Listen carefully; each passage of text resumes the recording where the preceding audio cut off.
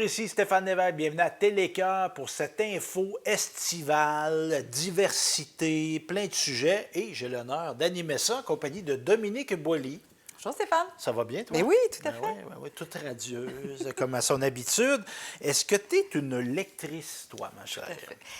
Moi, je trouve que dans la lecture, il y a des univers, de la création, c'est un moment de détente, on va chercher des savoirs, mais en plus, je trouve que c'est intéressant comme passe-temps, mais aussi pour se libérer l'esprit, parfois avant le dodo, mais oui, je suis une lectrice. Mais là, pour te montrer que là, les bottines suivent avec les babines, es-tu en train de lire quelque chose en ce moment? Oui. Pas là, tu me lis pas d'en face, hein, mais gentil, elle me lit pas d'en face, mais as-tu...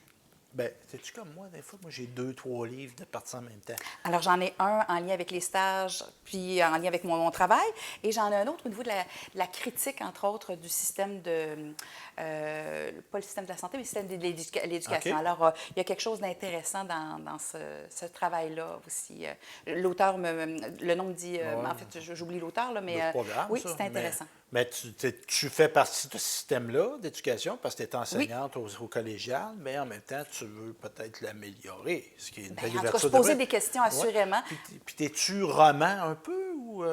Oui, ça peut être intéressant aussi de trouver des alternatives dans d'autres sphères. Ça peut être intéressant, les romans. Oui. Puis récemment, on a été au Salon du livre à Québec. Il y en a un à Trois-Rivières, un à Drummond aussi. Exact. Puis là, tu as rencontré un de tes auteurs que tu aimes bien. Oui. Qui s'appelle donc Beau petit livre noir, orange. Monsieur Plot? Oui. Pas Larry Plot que je vois Canadien de Montréal dans les années 60. Là. Non, c'est pas lui. Comment il s'appelle, lui? Jean-Philippe. Oui. Jean-Philippe. Donc... un gars de Drummond? Oui. Oui, tout à fait. Puis pourquoi tu t'accroches ce gars-là en particulier? Bien, il a travaillé pendant longtemps avec M. Bouchard, entre autres à la Bouchard, radio de Radio-Canada, tout à fait. J'ai cet été, moi, écouté quelques... Comment nos oubliés, là, les incroyables oubliés ou quelque chose comme ça. On s'ennuie, on dirait, de sa voix et de ses propos. Mais il parlait davantage dans son livre, en fait. Il vient d'une famille plus de la région, puis lui a travaillé davantage son intellect. Alors, il avait l'impression de moins faire partie de sa famille. Alors, il y avait quelque chose d'intéressant, là, encore une fois, dans cette réflexion-là, de se sentir un peu, pas faire partie toujours de notre famille, même si ce sont des ancrages importants. Mais il les aimait, mais il les aime encore, d'ailleurs. Mais il ne se sentait pas dans cette gang-là. Oui, exact. C'est intéressant. Puis peut-être qu'on le trouve à la bibliothèque de Saint-Angèle, ce livre-là, comme ceux d'auteurs de chez nous. Donc, on écoute un reportage de Lynn Richard qui nous parle justement de la bibliothèque municipale de Saint-Angèle.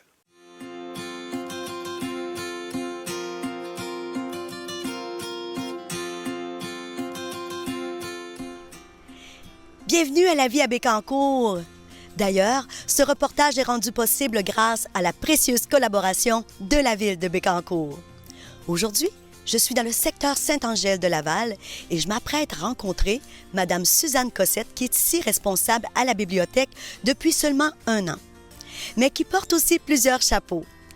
Entrons voir, mais qui est cette bénévole, cette précieuse bénévole ici à la ville? Alors, j'ai maintenant Madame Suzanne Cossette avec moi aujourd'hui. On va pouvoir discuter, en fait, de votre dévouement ici à la bibliothèque comme bénévole. J'ai vu passer une annonce dans la revue La Grande Rivière qui demandait des bénévoles, puis je m'étais toujours dit, à retraite, je vais redonner un peu à la communauté. Fait que ici à Saint-Angèle, il y avait besoin de bénévoles pour garder la bibliothèque ouverte, pour continuer d'offrir le service. Alors, j'ai donné mon nom, ça a commencé comme ça.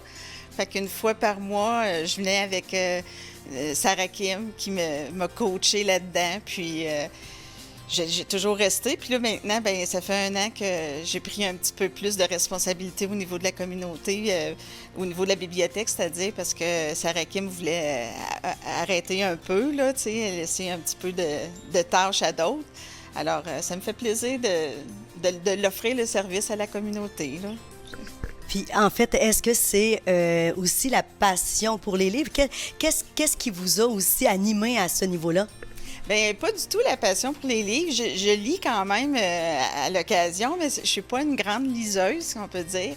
Alors, c'est pour ça que ça sort de ma zone de confort. Mais ce qui est important pour moi, c'est qu'il y ait des services qui sont offerts encore gratuitement à la communauté. Ça, c'était important pour moi. Fait que je me disais, à la retraite, faut faire quelque chose dans ce sens-là. Fait que, il y a aussi Bécancour à vélo aussi que je fais depuis 3 ans, là, parce que je pense que sans bénévoles, il y a beaucoup de choses qui n'existeraient pas, puis il y a beaucoup de services qui n'existeraient pas non plus, là. Puis quand vous parlez de Bécancour à vélo, en fait, qu'est-ce que vous faites auprès de cet organisme-là? Bien, disons qu'on n'a pas besoin d'être impliqué là, dans l'organisme à fond là, pour travailler toute l'année, là, mais ils ont besoin quand même de bénévoles, des fois juste la journée même. Là. Fait que moi, je me présente là la journée même. Ils ont déjà mon nom, puis ils me donnent une tâche puis que j'effectue pour le temps de l'événement. Puis ça en prend beaucoup de bénévoles à tous les points de vue. Fait que c'est pas nécessairement une implication là, de longue haleine, là. Ça peut être juste la journée même. La bibliothèque, ici, ce qui est intéressant, c'est pour la plupart des bénévoles, c'est environ un soir par mois. Fait que c'est pas une grosse implication, ça ne demande pas beaucoup, mais cette implication-là est très importante. Puis en plus, je sais aussi que 3 comptes interactifs là, dans l'année aussi, dont ils ont lieu le dimanche. Alors, je sais qu'il y a toujours une responsable aussi qui est là pour accueillir les familles et puis la conteuse, Mandoline. Donc, ça aussi, c'est super intéressant. Vous devez, en fait, vous avez à vous mobiliser 3 week-ends dans l'année. Alors, ça aussi, là, c'est pas rien, là. Oui, effectivement. Il y a les comptes de Mandoline qui sont à travers toutes les bibliothèques de la ville de Bécancour, d'ailleurs. Là. Fait qu'on a toutes nos dates. Là. Je pense que le prochain à la bibliothèque de Saint-Angèle, c'est, je crois, en octobre. Là. Alors, mais on a des bénévoles pour accueillir Mandoline, puis toutes les petites familles, puis les enfants là, qui veulent participer à cet événement-là, qui est gratuit aussi.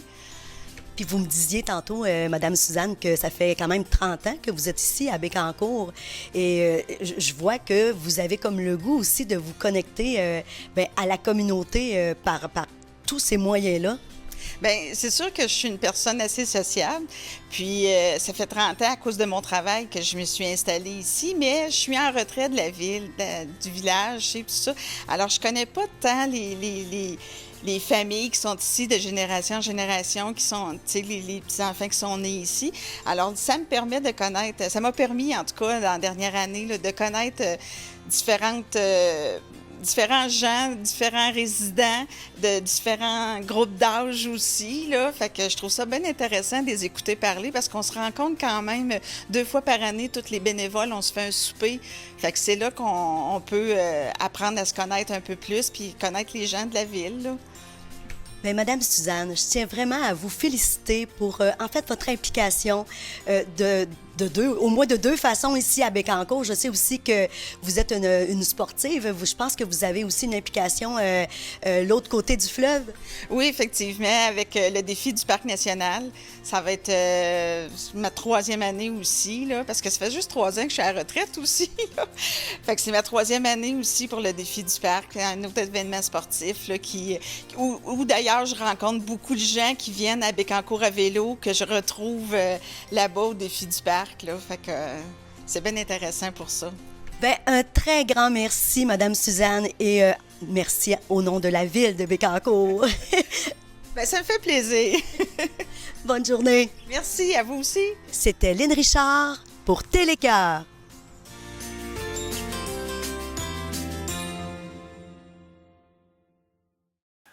On est toujours dans la culture. Avez-vous déjà assisté à un encan? Je vous pose ça à la maison, là. Moi, j'adore les encans. J'y vais pas souvent, mais j'aime bien ça. Toi, es-tu une courailleuse d'encans? Non, je couraille pas beaucoup parce que j'aime moins ramasser des choses. Toi, t'aimes ça, ramasser des choses en lien avec l'histoire. Oui. Entre autres, tu as trouvé Oui. quelque chose d'intéressant récemment, Oui. mais pas de mon côté. Mais je trouve que c'est un très beau spectacle. Oui, parce que c'est ça, c'était un show, là. C'était un happening, tu sais, c'était une occasion de socialiser. Vraiment. Puis là, c'était beaucoup parce que j'ai assisté à l'encan de la famille Béliveau à Saint-Wenceslas. Oui, j'ai remarqué qu'il y avait beaucoup plus d'hommes que de femmes. Hein. C'est mesdames qui Oui. cherchaient des hommes. Là. Ah, c'est une bonne idée. Ben oui. Peut-être l'occasion de... Je prends ça en note. Ah, tu sais, ils ont de l'argent, ça, ils vont à l'enquête. Ah oui! Mais c'est pas la seule raison pour être avec un homme, j'espère. Donc, on avait un encan là, et il y avait un encanteur très connu, et même que l'émission à Historia, comment qu'elle s'appelle donc? La fièvre, La fièvre, Martin, merci, notre oui. caméraman recherchiste. La fièvre des Il n'y a rien encans. qui ne fait pas, ce gars-là. Donc, la gang de la fièvre des encans était là. Et moi, je suis arrivé là, Dominique, et je me suis donné une mission. Ah oui? Laquelle? Parce qu'il y avait un objet, j'ai dit ça, il faut que ça reste dans la région. Comme j'avais fait à l'église de Sainte-Marie de Benford, moi j'avais acheté le porte-cercueil de l'église de Sainte-Marie de Benford, qui est ici, dans les studios de Télécœur. Un jour, je vais vous le montrer. Et il y avait une immense affiche photo de Gilles Villeneuve et sa famille lorsqu'il a remporté le Grand Prix de Formule 1, son premier. Puis Gilles, il a fait les choses en grande. Un gars de Saint-Cuthbert, parce qu'il n'est pas né à Berthierville, il est né à Saint-Cuthbert. Moi, trois fois, je passe à 40, puis je vois Saint-Cuthbert, je me dis, ici, il y a un gars qui a gagné 6 Grands Prix dans le circuit automobile le plus difficile, le plus célèbre au monde, le circuit de Formule 1. Donc, c'est quand même quelque chose. Genre, il y a eu Jacques après. Mais sur la photo, tu vois Gilles, tu vois mon oncle Jacques, tu vois petit Jacques, tu vois Joanne. Et ses parents. parents. Fait que moi, je trouvais ça beau. Et j'ai évidemment parlé à M. Béliveau. Tu sais quoi l'histoire de ce code-là? Il dit, moi, j'ai un chum qui était représentant Labatt. Et il donnait ça juste aux représentants Labatt. Fait qu'il n'y en a pas tant que ça au Québec. Et lui, comme c'est un collectionneur de Labatt, M. Béliveau, il y avait cet objet-là relié à Labatt. T'es-tu une amateur de Labatt? Ça m'est arrivé à quelques reprises. Oui, la Labatt bleue. Ah! Oui. C'était la bière officielle de Fenbach, ça, Oui. de Labatt. Rémi Poirier, je ne sais pas si l'émission a passé ou elle va passer, nous raconte les dessous de la présence de Fenbach le 24 juin 1974. Et entre autres, que tu sois commandité par n'importe quelle sorte de bière, Jerry, lui, ça y prenait de la Labatt. Oui. Même si tu étais commandité Molson, ça te prenait de la Labatt pour Jerry. Donc, assez parlé. Écoutons ce reportage-là sur les encans. Alain Brousseau, encanteur, on est à Saint-Wenceslas. C'est un métier que vous faites depuis longtemps, vous, encanteur. Oui, moi, je suis encanteur depuis 28 ans comme c'est là. Ça fait 28 ans que je fais ça. Puis j'adore mon métier, première des choses. Je me promène dans toutes les villes, les week-ends. On fait des encans. Comme ici, on est pour M. Clément Béliveau aujourd'hui. On a une belle vente aujourd'hui. M. Béliveau il prend sa retraite. On vend sa collection de tracteurs antiques, des annonces publicitaires, la machinerie agricole, industrielle. Fait qu'on attend beaucoup de monde. On a une belle journée avec nous aujourd'hui. Fait que on va passer une belle journée d'encan aujourd'hui. Et pourquoi utiliser ce moyen-là pour vendre ces choses à l'ère des médias sociaux, des marketplaces, des choses comme ça? Pourquoi les gens recourent à vos services? Parce qu'ils recourent, on va chercher le prix que ça vaut, puis ça se fait d'une journée. Donc, ils n'ont pas d'attente. S'ils annoncent un marketplace, des places de même, ils vont essayer de le vendre, puis là, ça veut tout barguiner, puis là, on lui donne un rendez-vous, ça ne vient pas le rendez-vous. Tandis qu'un encan de même, on fait un encan, on commence à une telle heure, puis à une telle heure, c'est fini. Le monsieur il est payé le même soir, tout est vendu, puis on attire beaucoup de monde, on est connu dans la province, fait que on attire pas mal de gens. Quand j'étais jeune, moi, on avait un encanteur à Saint-Léonard-d'Aston. Gaston Boudreau, il faisait un encan chaque semaine. Bon, il n'est plus de ce monde, M. Boudreau, malheureusement. Mais il y en a des gens qui peuvent être intimidés d'aller d'un encan, à savoir, ben là, qu'est-ce qu'il faut faire, qu'est-ce qu'il faut pas faire, je veux pas me tromper. C'est quoi les trucs que vous donneriez à des gens qui sont jamais venus dans un encan? C'est sûr que vous examinez votre acheteur avec l'Internet, tout ça. Le monde savent les prix, la valeur du marché. Fait que là, tu regardes le morceau, tu arrives de bonne heure le matin, tu regardes ton morceau, là, tu choisis ton morceau. Fait que là, tu arrives, tu as un prix. Faut que tu te mettes un prix dans la tête. En partant, tu te mets un prix, parce que des fois, ça se met habité, là, tu es dans l'action. Tu te dis pas, hey, j'ai payé trop cher, mais il est trop tard, là, c'est vendu. C'est sûr, tu te grattes pas la tête quand on encante, parce qu'on roule beaucoup. Et pour pas lever ta main pour le fun, c'est pas un jouet, là, c'est pas un jeu qu'on fait, là. Mais le monde sont habitués à ça, vu qu'avec les émissions de télévision qu'on fait, puis tout ça, ça attire le monde, puis on a donné le goût aux encans, plus qu'avant.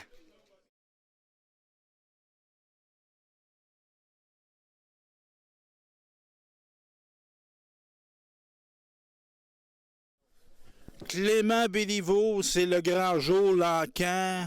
Comment qu'on se sent là, quand on vend toute sa collection, tout plein d'objets? Bon, c'est spécial, là, mais moi, je pense que je suis rendu là. Oui, parce que je ne voulais pas laisser ça, mettons, demain, je tombe malade. Là. On ne veut pas laisser ça à d'autres. Fait qu'on règle ça avant. Donc, mais il y avait un attachement pour certains à votre collection de tracteurs. Ça fait longtemps que je me prépare à ça. Puis finalement, je suis prêt. Puis pourquoi avoir collectionné, entre autres, moi je suis assez impressionné par votre collection de tracteurs antiques, pourquoi avoir collectionné ça en particulier? Bien, souvent, ça commence par une chose qui arrive qui n'est pas supposée d'arriver. M'emmener rencontre quelqu'un, puis il m'offre une pièce de monnaie ancienne, pas chère. Arrête ça, commencer demain. Mais j'ai pas pris rien de la monnaie, j'ai pris toutes sortes de choses. Une collection de lighters, collection de cartons d'allumettes, d'articles de la batte, d'enseignes de bière, de tracteurs, d'auto. Fait que là, on va collectionner souvenirs. Oui. Mais on va les envoyer souvenirs. Merci.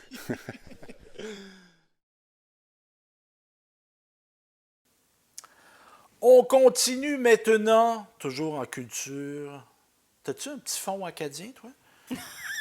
Il faudrait que je vérifie, là, mais pas aux premières nouvelles. Ben, t'as-tu déjà fait faire ton arbre généalogique? Généalogique, oui. Et que j'ai de la misère avec ce mot-là. Oui, du côté de mon père. OK? Oui. Puis les racines, il n'y a pas eu de surprise? Non. Surprise un peu fascinante. On me dit à l'oreille que non, il n'y en Non. avait pas.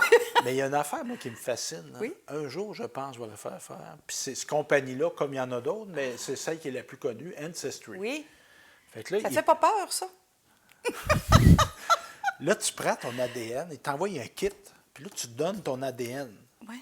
Puis là, il détermine là, que tu as des origines, un ci, puis un ça, puis un ça. Fait que là, du monde qui font le saut, là. Mm-hmm. Tu découvres peut-être que, je sais pas moi, ton père, c'est pas ton père. Puis, Martin, moi, je le sais, notre caméraman amateur de True Crime, il y a des tueurs en série qui ont été démasqués à cause Grâce à ça. d'Ancestry. Parce qu'exemple, il y avait de l'ADN de quelqu'un et il n'y avait pas de dossier relié. Tu sais, ton ADN, moi, je peux m'envoyer ton ADN, mais je suis policier puis on ne se connaît pas. Puis j'ai un dossier qui a l'ADN, mais tu n'as jamais été arrêté, il n'a jamais été prélevé. Fait que lui, il n'avait pas demandé sa demande Ancestry, le tueur, le Golden State Killer, en Californie, si je me rappelle bien.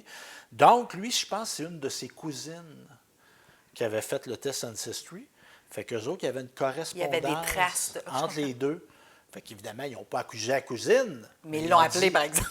Mais ils ont dit qu'il y a quelqu'un dans sa famille proche qui est le meurtrier qu'on. Fait que là, en recoupant, ils ont pogné le gars. Oh! Ouais. Bien, dans cette optique-là, je trouve ça intéressant. Mais là, la mission de la Société acadienne Port-Royal de Saint-Grégoire, c'est pas de retrouver des meurtriers. C'est de, dans le fond, mettre en valeur cette belle histoire des Acadiens parce qu'on on est une petite Cadie dans le coin de Saint-Grégoire. Donc, il y a beaucoup de gens qui ont des origines là. On écoute ça.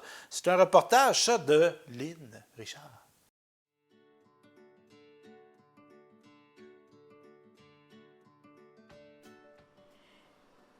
15 août 2024, je suis présentement à Saint-Grégoire-le-Grand, en fait à Bécancour. Et bien sûr, aujourd'hui, c'est la fête des Acadiens. Le cœur est à la fête, les drapeaux sont installés et tout le monde est prêt pour célébrer cette grande fête. Alors là, présentement, j'ai avec moi Marie-Ève Bourque, qui est directrice ici de la Société acadienne du Port-Royal. Marie-Ève, toute une programmation nous attend là, pour cette journée de festivités. Est-ce que tu peux me décrire un petit peu là, ce qui s'en vient? Là? Ce qui va arriver, c'est qu'à 17 h, on va se retrouver ici avec les dignitaires, avec notre député, notre conseiller municipal Marion Lamotte, la présidente du conseil d'administration à la Société acadienne Port-Royal. On va se retrouver ici à 17 h. Il va y avoir l'inauguration officielle, le lancement des festivités. Ensuite, on va aller manger des hot dogs à 2 $. Tout le monde va se nourrir, puis il va y avoir des portes ouvertes pour notre moulin, notre première école. Tous ceux qui sont curieux de visiter gratuitement, ça va être possible de le faire entre 5 et 6. Puis ensuite, on va avoir un merveilleux spectacle de mandoline. L'année dernière, mandoline a attiré beaucoup de gens. Les gens étaient contents, les petits-enfants. Le cœur était à la fête avec mandoline. Alors, on répète la même chose cette année. Et ensuite, juste lorsque le spectacle va se terminer avec Mandonine, on va partir sur le gros tintamarre. Alors, on va aller crier « Wouh! » le drapeau qui vient de tomber. On va aller crier aux gens du village que les Acadiens sont encore là, que la francophonie est encore là, qu'on est bien vivant, puis que la résilience fait que encore aujourd'hui, en 2024, nous sommes ici à Saint-Grégoire-le-Grand, au cœur de Bécancour. Justement, Marie-Ève, tu me parlais là, de Saint-Grégoire-le-Grand, mais je vois que tout près de toi, il y a un monument. Est-ce que tu peux me parler un petit peu de ce monument-là? En fait, il y a 6 petites caddies au Québec. Une petite cadie, ça veut dire que le village a été fondé par des Acadiens. Donc, il n'y avait pas de personnes, ils ont défriché, il y a eu des bâtisseurs, puis c'est grâce à eux qu'il y a l'église Saint-Grégoire aujourd'hui. Donc, chaque petite cadie a le droit à un monument de l'Odyssée qu'on appelle. Alors, nous, on a été les premiers ici à Saint-Grégoire à l'avoir. Et puis, c'est en 2011. On a fait la réfection cette année. La ville de Bécancour nous a soutenus, a tout fait pour la réfection du monument. Il est superbe. Merci beaucoup, Marie-Ève. Puis tu parlais tantôt de la ville de Bécancour, mais d'autres partenaires aussi vous ont soutenu aussi pour, en fait, cette fête qui a lieu aujourd'hui, là. Oui, absolument. On a Mandoline, on a Métro Saint-Grégoire Plus, on a le groupe d'autobus Élie qui nous fournit toujours un conducteur, puis le trolley de la ville de Bécancour. Et puis, c'est pour que... Ah, mon Dieu! J'avais oublié de te dire, cette année, dans le tintamarre, il va y avoir les tambours du patrimoine. Et les tambours du patrimoine, c'est une fanfare avec 12 musiciens, des cuivres, des tambours, et c'est eux qui vont être derrière la première voiture de sécurité. Et c'est eux qui vont entamer le pas pour le tintamarre et qui vont faire beaucoup de bruit. Il ne sera pas discordant. On ne pourra pas dire que c'est un tintamarre parce que ça va être de la musique. Une fanfare, c'est toujours agréable à entendre. Mais peut-être qu'avec le son derrière des chaudrons, puis des cuillères, puis des trompettes, ça va devenir discordant. Mais bref, c'est une belle acquisition cette année de partager ce moment-là avec les tambours du patrimoine. Une belle fête se prépare. Écoute, je crois que les gens sont au rendez-vous et on se souhaite vraiment la température qui soit vraiment clémente jusqu'à la fin. Oh oui! Ça, c'est certain. On est très chanceux. En fait, c'est la neuvaine, il faut se le dire. C'est la Sainte Vierge de l'Assomption qui est la patronne des Acadiens. Et puis, d'après moi, on l'a bien imploré cette semaine. On l'a bien prié durant la neuvaine. Alors, il y a de la belle température pour nous aujourd'hui. Puis, Marie-Ève, pour terminer, je te vois avec tes drapeaux sur la tête. Est-ce que tu pourrais me dire que signifient les couleurs du drapeau? Oui, en fait, c'est pour le drapeau français, parce qu'on arrivait de la France à l'époque, donc les premiers colons, mais on y a ajouté exactement l'étoile pour qu'on appelle Stella Maria, qui est en l'honneur de l'Assomption, qui est la Sainte Vierge, qui servait, là, comme je vous disais, de patronne aux Acadiens, de guide pour nos marins. Donc, c'est était simplement une étoile qu'on a ajoutée sur le drapeau français. Un merci tout spécial cette année à France Desilets, notre présidente, qui a été, je dirais, le leader dans le comité organisateur. L'union fait la force, comme on dit. Voilà. Oui, ensemble plus loin, quelque chose comme ça, là. Ensemble, on va plus loin. Bravo, Marie-Ève, merci. Merci. C'était Lynn Richard pour Télécœur.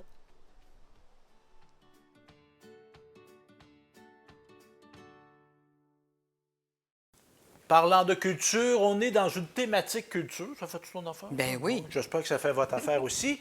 Un joyau culturel qu'on a à Nicolet, la maison Rodolphe-Duguay. On a déjà été, moi j'ai été quelques fois, mais une fois, il y avait été ensemble. Un vernissage d'élèves de secondaire de Jean Nicolet. Tout à fait. Donc, un très beau lieu. Et on a du nouveau du côté de la maison Rodolphe-Duguay. Notre reporter spécialiste nicolétaine, René Lafleur, était sur place. Mercredi 31 juillet 2024, je suis présentement au Musée des cultures du monde où on s'apprête à faire l'annonce d'une exposition pas du tout banale.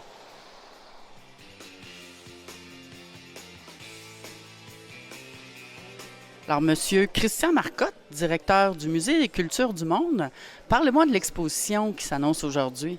Oui, bien, en fait, dans le cadre du 50e anniversaire du décès de Rodolphe Duguay, on a collaboré avec la maison et atelier Rodolphe Duguay pour créer une exposition présentant des œuvres de nos deux collections, en fait, pour rendre hommage à ce peintre nicolétain. Et combien d'œuvres sont exposées? On en a 57 accrochés, plus environ 175 croquis de Duguay qui sont présentés dans des catalogues. Donc, ça nous fait quand même autour de 230 et des poussières œuvres là, qui sont là pour le public. Je suis avec Mme Monique Duguay, fille de l'artiste. Qu'est-ce que ça vous fait que votre père soit ainsi mis à l'honneur 50 ans plus tard? Ah, ça me touche beaucoup. À toutes les fois que je vois des expositions de mon père, je suis toujours bien renversée de voir comme les gens l'apprécient, puis le font connaître aussi. Comme cette fois-ci, c'est le Musée des religions qui a fait un beau travail. C'est vraiment beau. C'est pas toutes les manières que mon père a travaillé pour la peinture, le pastel, la gravure sur bois surtout, toute son œuvre, en fin de compte. Alors, Mme Bélanger, parlez-nous de l'aspect numérique de l'exposition.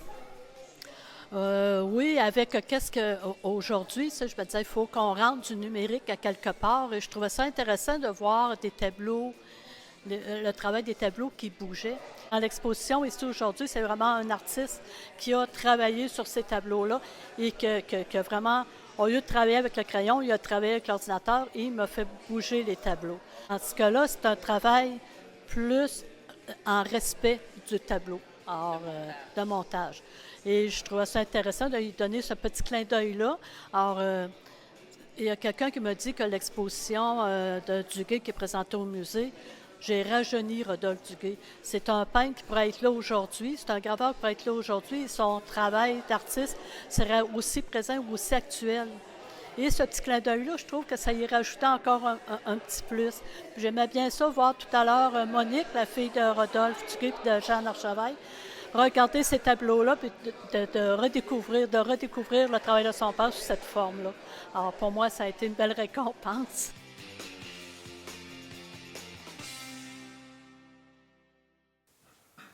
Sincèrement, ça donne le goût d'y retourner à la maison Rodolphe Duguay.